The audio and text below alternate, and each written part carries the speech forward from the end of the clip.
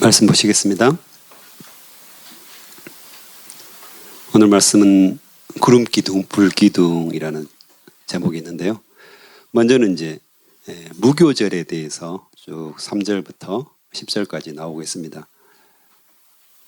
애굽을 갑자기 나오다 보니까 이 땅을 발효시킬 틈이 없었습니다. 발효를 하려면 2, 3일 정도 누룩을 넣어가지고 부풀려야 되는데 그 시간이 없었기 때문에 속히 나왔기 때문에 무교병을 먹게 됩니다. 근데 무교병 자체가 유교병에 비해서 누룩이 없으니까 딱딱하고 맛이 없습니다. 부드럽지도 않고 씹기도 굉장히 어려운 그런 떡이죠. 그래서 누룩이라는 것이 어제도 나왔지만 죄를 의미합니다. 그래서 부풀어 오르게 한다. 또 죄의 확장성이 있죠. 점점 늘어나잖아요. 그런 의미에서 누룩은 죄를 의미하는데요. 이 무교절에는 일주일간 이 누룩을 없앱니다. 그래서 유교병을 먹지 않죠. 유교병을 먹지 않죠. 맛있고 부드러운 떡을 먹는 것이 아니라 딱딱하고 맛없는 무교병을 먹도록 그렇게 해서 9절에도 보면 그것을 기억하라는 것이죠. 내 손에 기호와 내 미간에 표를 삼아서 여호와의 율법이 내 입에 있게 하고 계속해서 기억해라. 자손들이 또한 이것들을 기억하면서 기념해라. 그 말은 무슨 말입니까? 인간이 잊어버린다는 겁니다. 금방금방 잊어버립니다. 어제 한 일도 잊어버리고 일주일 전에 또 1년 전에 했던 일도 금방 잊어버립니다. 잊어버린다는 것은 은혜일 수도 있죠. 모든 것을 내가 기억하고 있다. 그러면 아마 미쳐버릴 겁니다.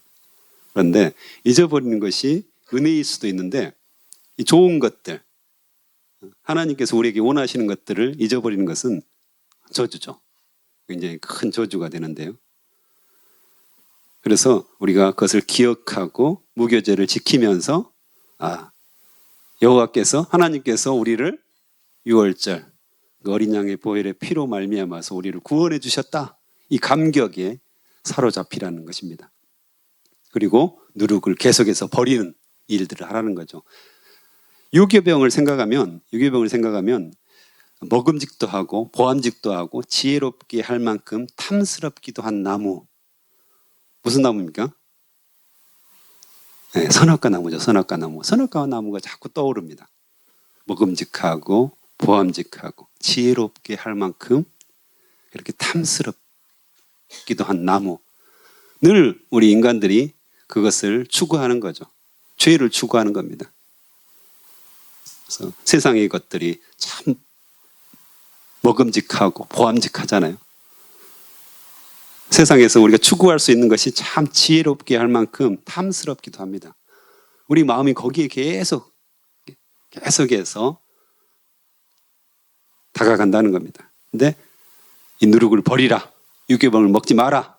이 기간에는 그 말은 세상의 것들을 버리고 좀 하나님의 것을 찾을 수 없겠니?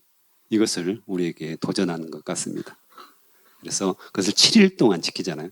6월절은 딱 하루였고 구원의 감격. 그것은 하루였고 7일 동안은 계속해서 훈련을 통해서 하나님의 백성으로 하나님의 나라의 사람을 이렇게 만들어 가시는 그런 의미도 있는 것 같습니다. 그래서 그것을 계속해서 기억하고 자손들에게 계속해서 가르치고 그것이 이어지도록 하라. 이렇게 이야기를 합니다.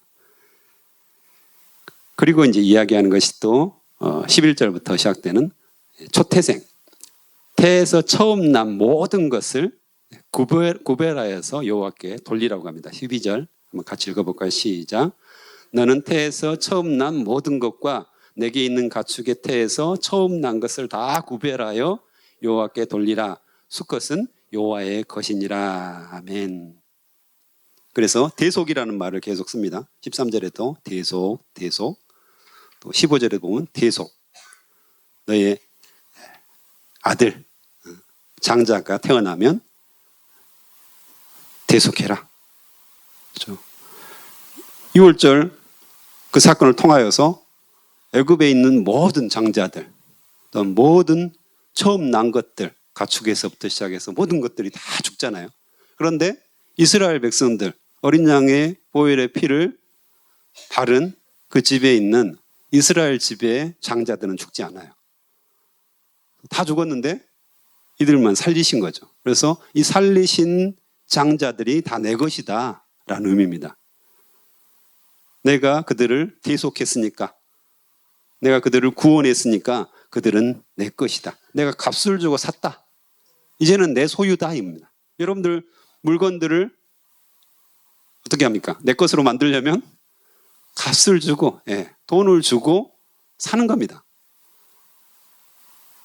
우리가 예수 그리스도의 핏값이라는 거죠.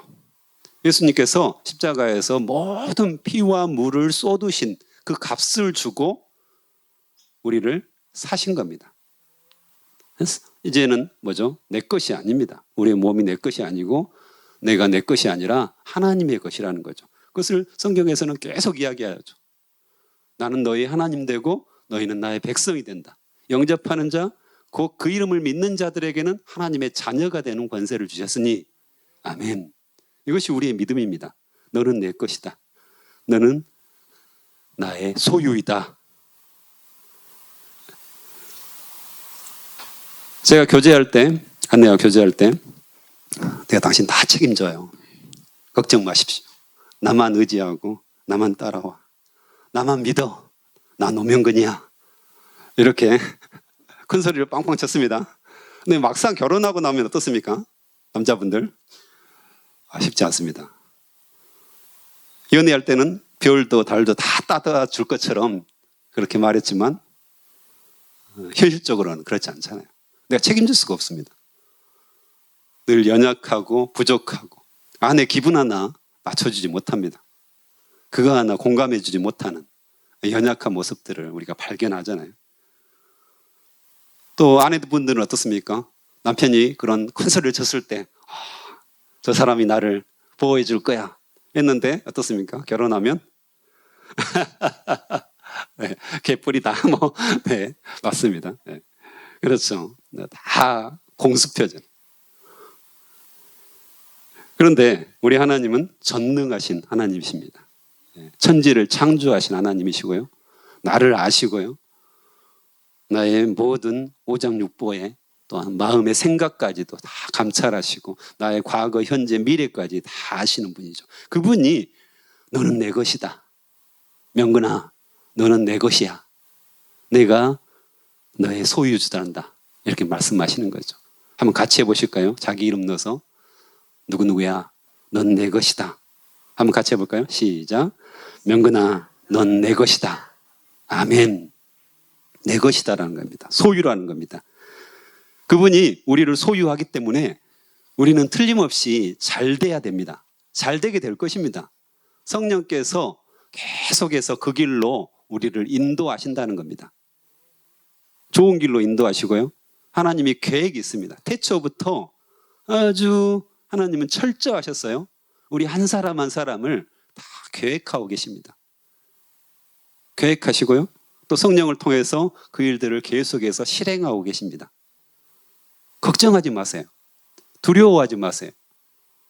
그분이 나의 소유주이시고 너는 내 것이다 이렇게 말씀하셨기 때문에 나의 미래까지도 철저하게 관리하고 계시고요. 눈동자처럼 지켜주신다고 말씀하십니다. 우리는 그것을 믿는 겁니다. 안심하라고 하시죠. 안식하라고 하시죠. 평안을 누리라고 합니다. 자꾸 이것을 우리가 기억하고 우리 마음속에 새겨넣으면요, 우리는 평강을 누릴 수가 있습니다. 거친 세상에서 우리가 평강을 어디서 누리겠습니까? 바로 너는 내 것이다. 이것이 진리입니다. 그것이 바로 초태생에 대한 이야기입니다. 그래서 자꾸 하나님께서 우리에게 그 말씀을 기억하라고 16절에 똑같은 말씀을 하십니다. 내 손의 기호와 내 미간의 표가 되게 하리라. 붙이라는 겁니다. 붙여서 정확하게 보고 그것을 기억하라고 합니다. 요즘 우리가 미간에다가 아니면 내 손에다가 막 묶고 다니지는 않지 않습니까? 그렇기 때문에 이 말씀, 성경을 통해서 우리가 그것을 기억하는 거죠. 오늘 또 묵상하면서 그렇구나. 하나님이 나의 하나님이시구나. 나의 아버지시구나. 나는 그의 소유구나. 다시 한번 감격하는 시간이 되었으면 좋겠습니다.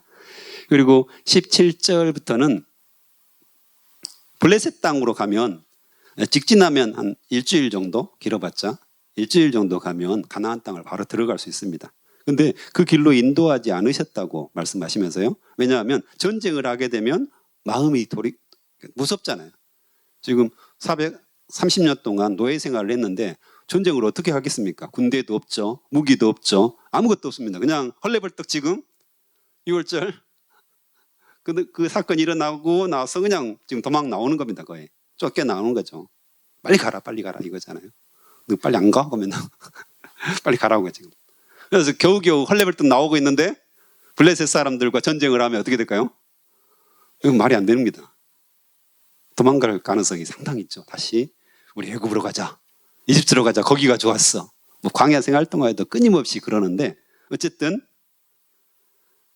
그럴까봐 홍해의 광야길로 돌렸다고 이야기합니다. 이것은 어찌 보면 광야 학교라고 할 수가 있습니다. 저는 그렇게 부르는데요. 광야 학교라고 부르는데요.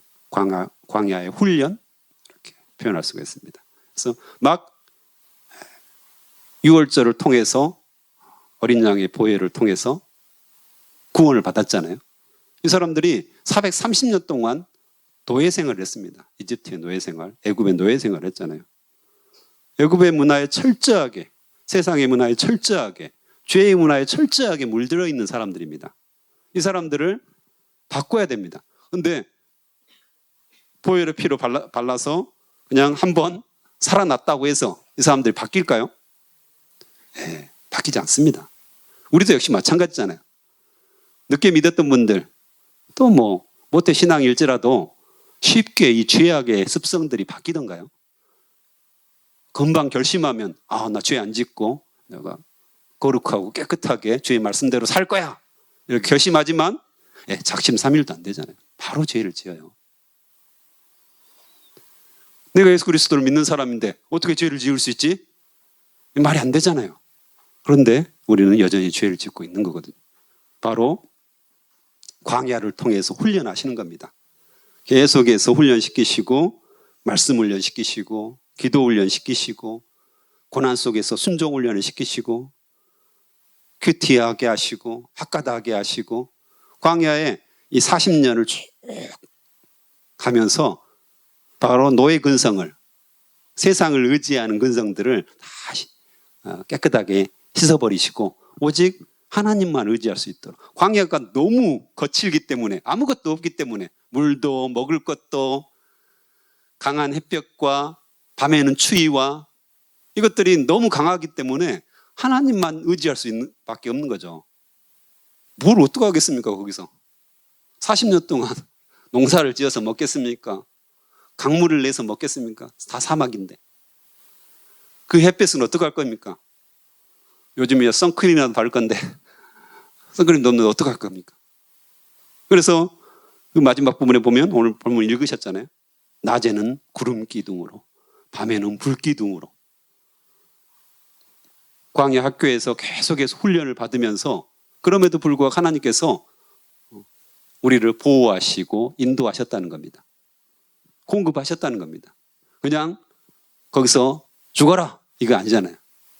하나님께서 보호하시고 지키시고 그 뜨거운 태양 아래서 구름 기둥을 만드셔서 그걸 막아주시는 거죠. 밤에 사막에서 엄청난 추위가 다가오는데 불기둥으로 그것들을 다 따뜻하게 만드셨다는 겁니다. 그러면서 훈련을 시키시죠. 그곳에서 살아남도록 만드십니다. 오직 하나님만을 붙들고 살도록 만드시는 거죠. 우리가 세상 살아가면서 늘 어려움이 우리 안에 있습니다. 광야 같습니다. 외롭습니다. 아무도 나를 도와주지 않는 것 같습니다. 내가 손을 대면 다 실패합니다. 왜 다른 사람들은 다 시험에 합격하는데 저는 떨어집니까? 다른 사람들은 다 돈을 잘 버는데 나는 왜 돈이 없습니까? 늘 부족합니다. 다른 사람은 다 건강한데 나는 병원으로 출근하는 것 같습니다. 왜 이렇습니까? 왜 이렇게 저는 어렵죠? 왜 험난하죠? 늘 이스라엘 백성들이 광야를 거닐면서 했던 불평이잖아요. 그것이 불평이었습니다. 왜? 그런데요, 하나님은 성경에 분명하게 말씀하십니다. 이것은 광야 학교다. 훈련의 과정이다. 너희들은 가나안 땅에 들어갈 사람들이다. 미래가 확실한 사람이다. 틀림없는 하나님의 백성이다. 하나님 나라의 사람들이다. 그래서 오히려 어렵고 힘들지만 이 광야에서 나만 바라봐 줄 수 없겠니? 나만 사랑해 줄 수 없겠니? 내가 너를 지키고 있다. 내가 너를 보호하고 있다. 이것이 하나님의 강력한 말씀이죠. 다 보여주셨습니다. 우리도 지금 보고 있습니다. 직접 눈으로는 아니지만 믿음의 눈으로 보고 있고요. 또 말씀을 통해서 계속 하나님의 살아계시고 역사하시는 것들을 볼 수 있습니다. 우리가 증거 아닙니까? 여러분이 증거입니다. 나는 뭐 증거가 없는데요. 교만하십니다. 교만입니다. 여러분들이 먹고 자고 싸고 이 모든 것들이 다 하나님의 은혜입니다. 이 말씀 드려야 되나? 제가 최근에 수술도 했고 코로나도 있었고 계속 항생제를 먹었습니다. 항생제를 먹으니까 어떤 현상이 일어났을까요? 제가 변비가 없거든요. 전혀 없는데 그저께는 너무 힘들었습니다. 너무 힘들었어요. 제가 여성분들의 그 고통을 알겠더라고요. 이게 보통 일이 아니더라고요. 1시간 넘게 있었는데 안 되는 거예요. 그렇구나. 잘 쌀 수 있는 것이 하나님의 은혜구나. 이거 진짜 고통스럽고 미칠 것 같은 거예요.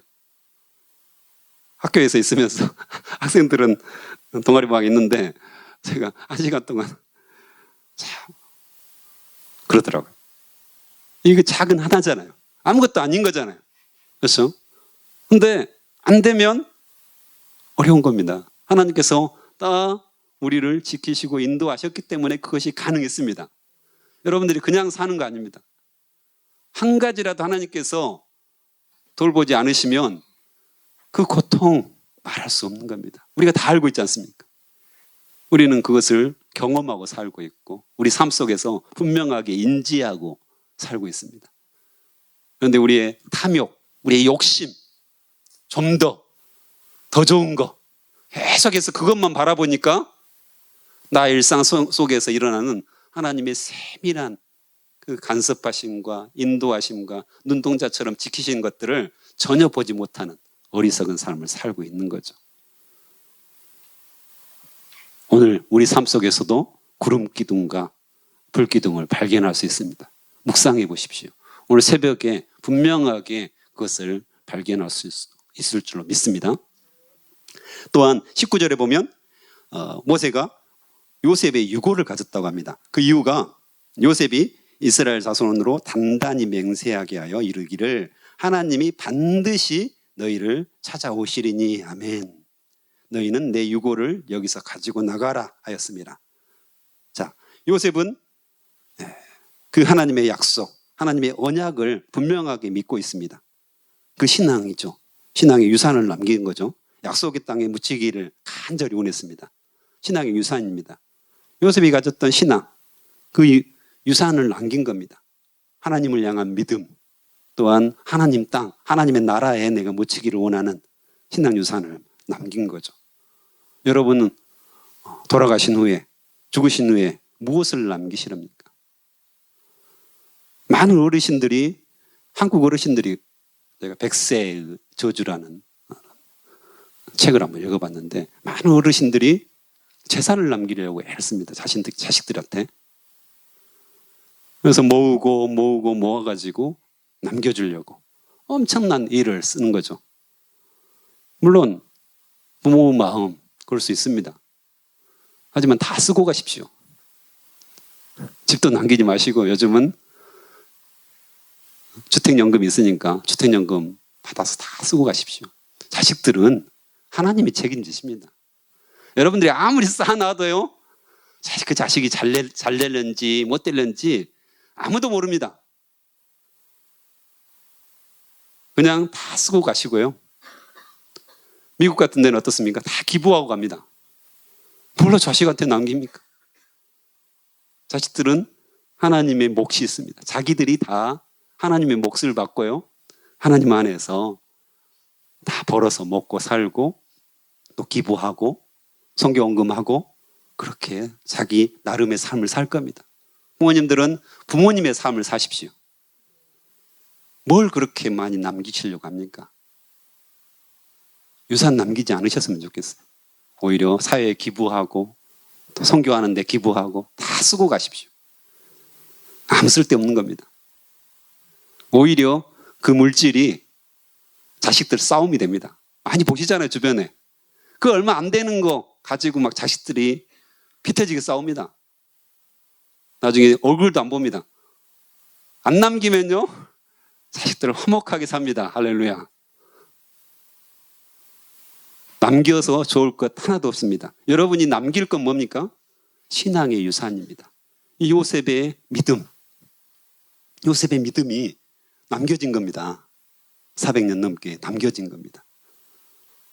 우리 부모님의 신앙, 정말 하나님을 사랑했고 나를 위해서 끊임없이 기도했고 복음을 위해서 헌신했고 나한테 남겼으면 훨씬 좋았을 법한 그 재산을 다 사회에 기부하고 복음을 위해서 썼고 그 신앙, 유산, 이것이 아이들을 풍요롭게 하고 행복하게 합니다. 돈 아시잖아요. 아무 쓸데없는 건데 우리는 그저 그것을 좀 자식들에게 조금이라도 남겨주기 위해서 애쓰는 모습, 하나님께서 기뻐하지 않으십니다. 오늘 요셉의 그 유언을 통해서 신앙 유산을 남겼던 것들을 그대로 실천하잖아요. 자손들이. 그래서 이런 모습이 얼마나 아름다운 겁니까? 내가 남겨야 할, 우리 자손들에게 남겨야 할 유산은 무엇입니까? 늘 그것을 기억하고 있어야 됩니다. 그래서 좋은 신앙의 유산을 남겨준다면 하나님께서 우리 가문을 믿음의 가문으로 만드시고요. 점점 더 영향력이 있고 수많은 사람들에게 복음 안에 들어오는 그런 가문, 그런 가문을 우리가 꿈꾸고 더 기도했으면 좋겠습니다. 새벽에 내가 남길 유산은 뭘까? 돈은 가입표 치시고요. 신앙의 유산이구나. 이것을 기억하는 새벽이 되었으면 좋겠습니다. 함께 기도하시겠습니다.